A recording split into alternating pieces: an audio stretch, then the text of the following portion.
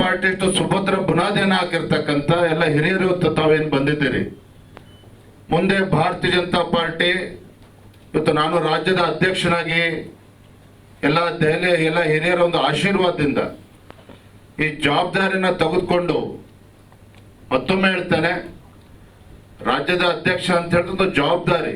ಇವತ್ತು ಜವಾಬ್ದಾರಿ ನನ್ನ ಹೆಗಲ ಮೇಲೆ ಹಾಕಿರ್ತಕ್ಕಂಥ ಸಂದರ್ಭದಲ್ಲಿ ಎಲ್ಲ ಹಿರಿಯರ ಒಂದು ಮಾರ್ಗದರ್ಶನದಲ್ಲಿ ಯುವಕರ ಒಂದು ಸಹಕಾರದಿಂದ ಮುಂದೆ ಬರ್ತಕ್ಕಂಥ ದಿನಗಳಲ್ಲಿ ಒಂದು ಲೋಕಸಭಾ ಚುನಾವಣೆ ನಮ್ಮ ಗುರಿಯಾಗಿ ಇಟ್ಕೊಂಡು ತದನಂತರ ಬರ್ತಕ್ಕಂಥ ಜಿಲ್ಲಾ ಪಂಚಾಯತ್, ತಾಲೂಕ್ ಪಂಚಾಯತ್, ಬಿಬಿಎಂಪಿ ಚುನಾವಣೆ ಮತ್ತು ವಿಧಾನ ಪರಿಷತ್ ಚುನಾವಣೆ, ಇವೆಲ್ಲ ಚುನಾವಣೆಗಳಲ್ಲೂ ಕೂಡ ಭಾರತೀಯ ಜನತಾ ಪಾರ್ಟಿ ಒಂದು ಅಭೂತಪೂರ್ವವಾದಂಥ ಗೆಲುವನ್ನು ನಾವು ಸಾಧಿಸಲೇಬೇಕಾಗಿದೆ.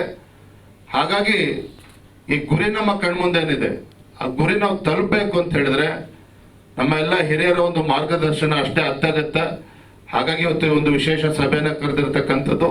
ಹಾಗಾಗಿ ಈ ಸಭೆಯಲ್ಲಿ ತಾವೆಲ್ಲರೂ ಕೂಡ ವೇದಿಕೆ ಮೇಲೆ ಇರ್ತಕ್ಕಂಥ ಹಿರಿಯರು ಮತ್ತು ವೇದಿಕೆ ಮುಂಭಾಗದಲ್ಲಿ ಇರ್ತಕ್ಕಂಥ ಎಲ್ಲ ಹಿರಿಯರು ನಾನು ವಿನಂತಿಯನ್ನು ಮಾಡ್ಕೊಳ್ತಕ್ಕಂಥದ್ದು, ಪಕ್ಷದೊಂದು ಭವಿಷ್ಯದ ದೃಷ್ಟಿಯಿಂದ ಮತ್ತು ಪಕ್ಷಕ್ಕೆ ಇನ್ನೂ ಹೆಚ್ಚು ಶಕ್ತಿಯನ್ನು ತುಂಬತಕ್ಕಂಥ ನಿಟ್ಟಿನಲ್ಲಿ ತಮ್ಮೆಲ್ಲರ ಮಾರ್ಗದರ್ಶನ, ಸಲಹೆ ಮತ್ತು ಸೂಚನೆಗಳನ್ನ ಮುಕ್ತವಾಗಿ ನೀಡಬೇಕು ಅಂತೇಳಿ ಮತ್ತೊಮ್ಮೆ ತಮ್ಮೆಲ್ಲರೂ ಕೂಡ ನಾನು ವಿನಂತಿಯನ್ನು ಮಾಡ್ತಾ ಇದ್ದೇನೆ. ಪಾರ್ಟಿ ಸುಭದ್ರ ಬುನಾದಿಯನ್ನು ಹಾಕಿರ್ತಕ್ಕಂಥ ಎಲ್ಲ ಹಿರಿಯರು ತಾವೇನು ಬಂದಿದ್ದೀರಿ.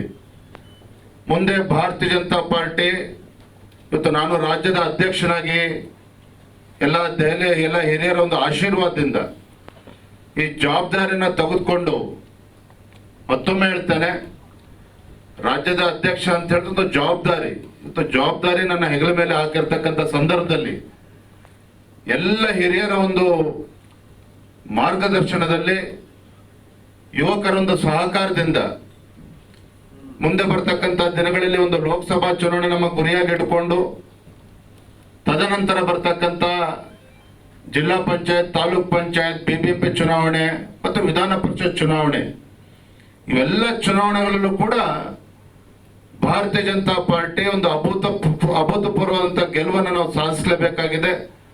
ಹಾಗಾಗಿ ಈ ಗುರಿ ನಮ್ಮ ಕಣ್ಮುಂದೇನಿದೆ, ಆ ಗುರಿ ನಾವು ತಲುಪಬೇಕು ಅಂತ ಹೇಳಿದ್ರೆ ನಮ್ಮ ಎಲ್ಲ ಹಿರಿಯರ ಒಂದು ಮಾರ್ಗದರ್ಶನ ಅಷ್ಟೇ ಅತ್ಯಗತ್ಯ. ಹಾಗಾಗಿ ಇವತ್ತು ಒಂದು ವಿಶೇಷ ಸಭೆಯನ್ನು ಕರೆದಿರ್ತಕ್ಕಂಥದ್ದು.